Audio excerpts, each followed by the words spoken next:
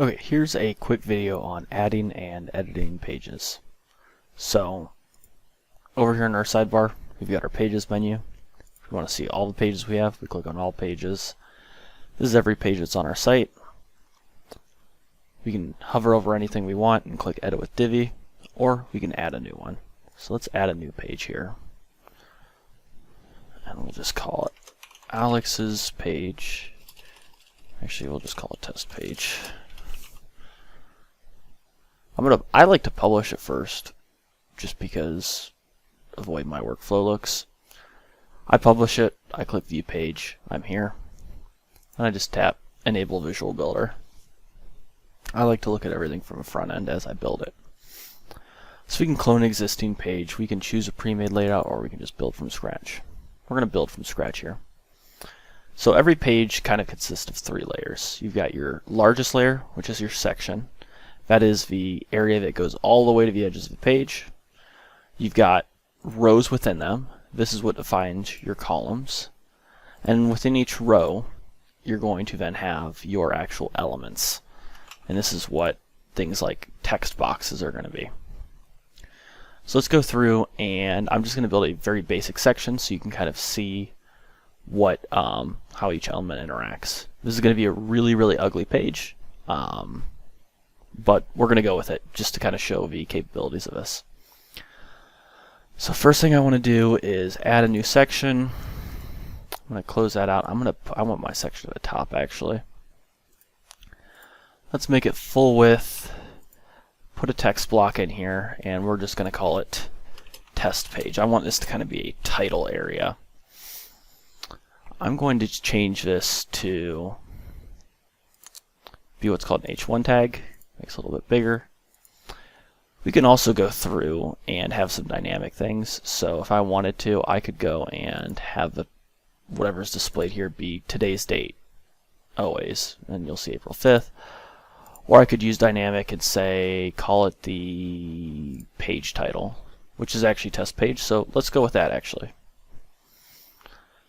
Then I'm just going to go over to design here. We're going to click text, and we're going to start editing our text here. Let's make our text size a little bit bigger. Sure, 30 pixels.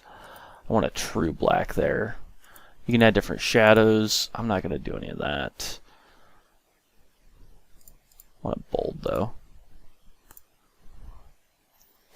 Then I'm going to go and I want to add a background color to this whole section. So I'm going to click on the section, go to background, pick a color. Let's go like a really light gray. Now, there's a lot of padding here, so we call this spacing. So what I'm going to do is hover over it. I'm going to click that little lock icon so it's always the same on top and bottom, and just drag it in a little bit. So now we've got a nice little bar with our page title. Then I'm going to go and let's put text here. Let's change the width of these columns some, so it's something like this. We'll add an image here. Just pick a random one that we have. Take our filler text. I'm going to paste it in a few times so the page looks full. Now we've got our nice section. So we've added a background, we've added columns, we've added images, we've added sections. Let's add a couple more things. Below here, let's say I want a button. I search for button. Let's call it shop now. Whatever you type here is what's going to appear there. Link. I'm going to just copy the shop link. Paste it in there. I want it to be center aligned. We're going to click on the button under design. Use custom styles. Make it a little bit smaller. Let's see here. I'm going to make the background red. I'm going to make the text color white. We have what's called border radius. This is how much rounding there is on the corners. I don't like the round edges on buttons. Some people do. So I'm going to set that to, for border radius 0. Turn on my border width. Now we've got a nice little button there. What is something else we can add? I mean, there's a lot of stuff in here. You could add a whole blog section. You can add audio if you want to upload audio clips. We have accordions, bar counters. Bar counters are like these little progress bars. You could add a form right here. Forms are actually something good to go over because everyone has one on their contact page. Make sure when you set up your form, you paste your email address in here. Message pattern, you just leave that blank, but email address, put your email address in there. If you want to go and set up like an actual spam protection service, which is going to be reCAPTCHA, you can actually connect an account in here as well. You're most likely going to want to set one of those up, especially if your site's doing any real traffic. You're going to start seeing stuff in there. We can add galleries of a bunch of images. Say we want V6. We'll set our image count to 6.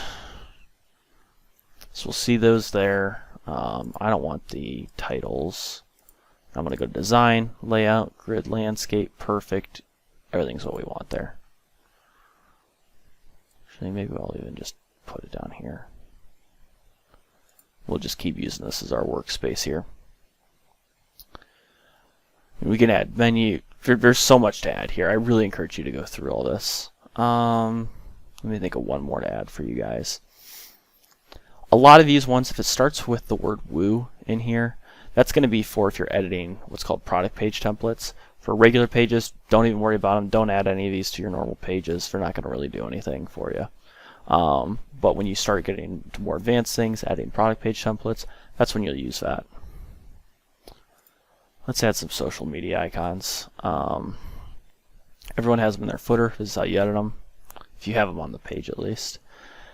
So you want to add Facebook, click Facebook, drop down the link, and you just paste your link in there. So you want to add a new one, add new social network. These are the options. Whatever you select here, it's going to automatically populate that icon for you. You can add your link to it. Other than that, I mean, those are really the main things you need to know. Yeah, you're going to be able to drag things for spacing. You've got all of these options. Really play around with them some. I guess the only other thing, now that I'm thinking about it, is mobile styling. So on mobile, under the Advanced tab, you can change visibility. And let's say that something doesn't look right, or we don't want it. I can actually disable this element on mobile, so that when we go to our mobile view here, it's going to show grayed out, and if we were on an actual not logged in browser, that image would not be there at all, and everything would shift up to accommodate that space. So other than that, yeah, I mean, that's really the main stuff. If you guys have any questions, any issues, feel free to reach out to support, let us know. Always happy to help. Thanks, everyone.